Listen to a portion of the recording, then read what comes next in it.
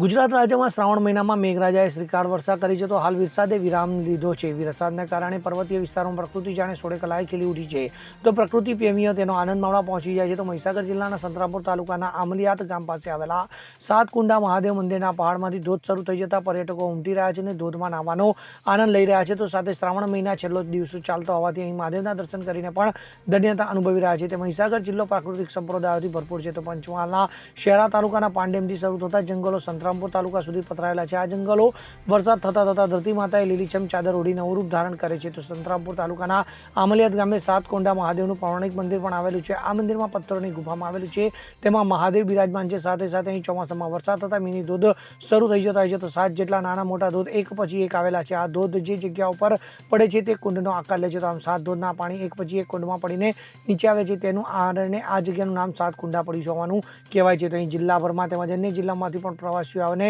ધોધમાં નાહવાનો આનંદ લઈ રહ્યા છે. તો વરસાદને કારણે આસપાસના પહાડો લીલીછમ વનરાજીથી છવાઈ ગયા છે. સાથે જંગલોમાંથી આવતા ઝરણાઓ, ઝરમર અવાજ, પક્ષીઓનો કલરવ અને મનને એક અલગ પ્રકારની શાંતિનો અનુભવ કરાવે છે. તો આ ધોધ ફોટોગ્રાફી માટે પણ ડેસ્ટિનેશન બન્યું છે. તો અહીં પરિવાર સાથે સૌ આવે છે અને પ્રકૃતિનો આનંદ માણે છે. સંદીપ દેવાસરાઈ સાથે CN24 ન્યૂઝ, મહીસાગર. હવે જુઓ દેશ દુનિયાની તમામ ખબરો તમારી આંગળીના ટેરવે.